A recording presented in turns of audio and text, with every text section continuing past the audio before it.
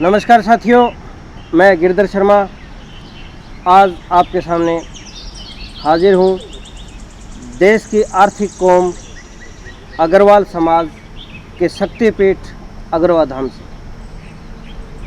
साथियों, दिल्ली देश की राजधानी और वहाँ से 190 किलोमीटर पर स्थित अग्रवा शहर के अंदर बहुत ही सुंदर और एक भव्य दर्शनीय स्थल बना हुआ है, जो है अग्रोहा शक्तिपीठ के नाम से।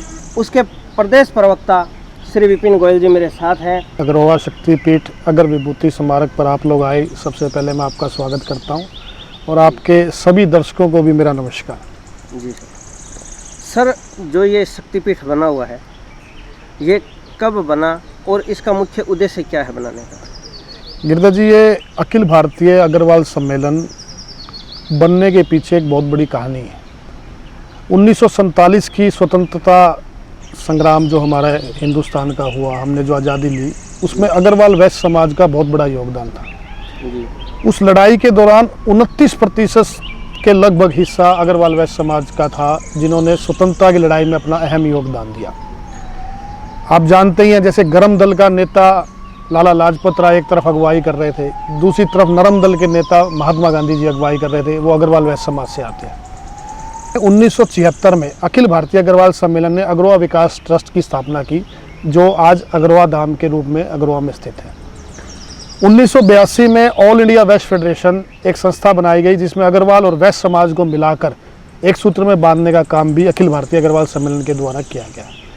ये 10 एकड़ भूमि में 2000 के अंदर ये जगह ली और यहाँ पर निर्माण कार्य शुरू किया। जैसा कि साथियों इन्होंने जिक्र किया कि स्वतंत्रता संग्राम में हिस्सा लिया, लाला लाजपत राय जी इसी समाज के हिस्सा थे। जो महाराजा अग्रसेन थे वो अक्षत्रिय थे।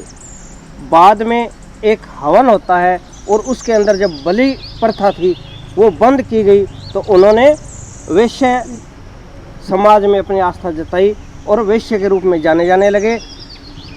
इनका इतिहास जितना हम जानेंगे उतना ही गहरा है। तो सर, जो ये मंदिर बना है, इतना भव्य मंदिर बना है, इसकी क्या विशेषता है?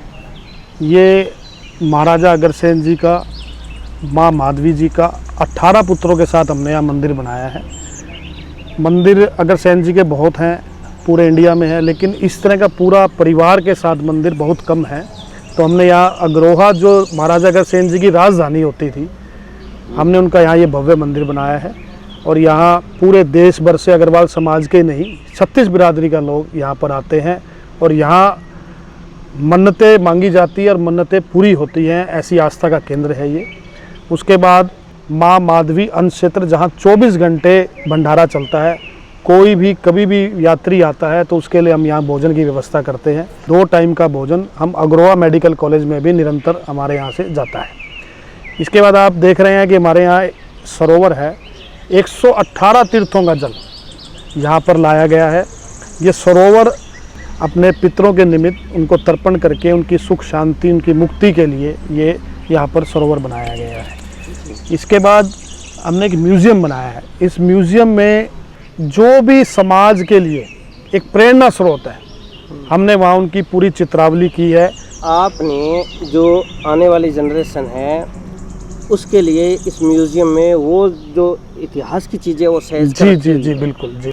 और यहाँ की क्या खास व्यवस्था है? यहाँ की व्यवस्था ये है जी, अब ये 57 महापुरुषों की यहाँ हमने मूर्तियाँ लगाई है जी। इन 57 महापुरुषों का अगर एक एक इतिहास उठाएंगे तो बहुत बड़ा योगदान समाज के लिए तो है ही है, देश के लिए बहुत बड़ा है। जो ये स्ट्रक्चर बना हुआ है, इसके अलावा आगामी प्रोजेक्ट क्या है? आगामी प्रोजेक्ट हमारे बहुत हैं। सबसे बड़ा आगामी प्रोजेक्ट जो है हमारा, आप वो सामने देख रहे हैं, ये कुल देवी आद्य महालक्ष्मी और अष्ट महालक्ष्मी जी का मंदिर हम बनाने जा रहे हैं। ये पूरे विश्व का पहला ऐसा मंदिर होगा जो इकट्ठा है, कुल देवी आद्य महालक्ष्मी और अष्ट महालक्ष्मी का। इसकी सबसे बड़ी विशेषता बताता हूँ। 108 फुट लंबा, 108 फुट चौड़ा और 108 फुट ऊंचा ये मंदिर बनेगा। इस मंदिर की 17 फुट की नींव के अंदर कोई भी सरिया नहीं, वैसे तो पूरे मंदिर में सरिया नहीं लगे। साथियों, आप स्ट्रक्चर देख रहे हैं, ये देखिए कितना भव्य स्ट्रक्चर बना हुआ है। ऐसा मंदिर यहाँ पे एक बनेगा।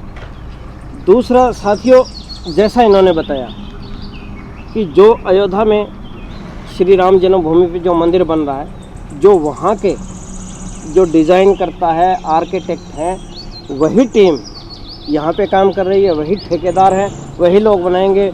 और आने वाले समय में जो दिल्ली से अबोर फाजिल्का का जो मेन हाईवे है, उसके ऊपर आपको एक भव्य पर्यटन स्थल देखने को और मिलेगा, और उसमें वो श्री महालक्ष्मी जी का मंदिर होगा जिसकी आपने कल्पना न की होगी। तो एक बार अगर आप इधर आते हैं तो इस शक्तिपीठ की यात्रा ज़रूर कीजिएगा। और सर एक चीज़ और बताइए कि जो यहाँ पे अगर पर्यटक आते हैं, दूर दराज से आते हैं, अग्रवाल समाज पूरे देश विदेश में फैला हुआ है जी, तो अगर यहाँ पे आ जाते हैं तो उनके रुकने की व्यवस्था क्या है? रुकने की बहुत सुंदर व्यवस्था है जी हमारे पास। हमने 76 कमरे की वातानुकूलित, बिल्कुल हमारी कमरे बिल्कुल तैयार हैं। 24 कमरों का निर्माण कार्य चल रहा है जो जल्दी पूरा हो जाएगा। 100 कमरे यहाँ पर ऐसे बिल्कुल तैयार हैं।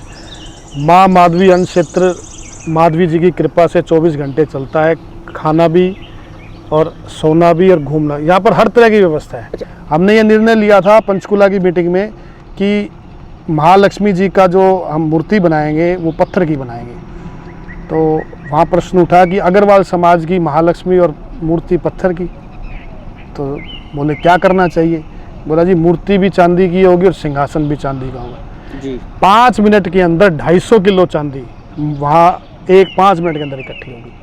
तो समाज के अंदर इतना एक जोश है। हमारा एक मकसद है इस अग्रोहा को तीर्थ क्षेत्र बनाना है हमने। ये जो हिसार में अंतर्राष्ट्रीय हवाई अड्डा बना है, इसका नाम महाराजा अग्रसेन कराने में अखिल भारतीय अग्रवाल सम्मेलन का बहुत बड़ा हाथ है।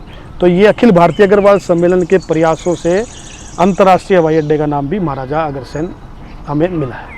तो साथियों, ये था अग्रोहा शक्तिपीठ का रहस्य, इतिहास, जानकारी।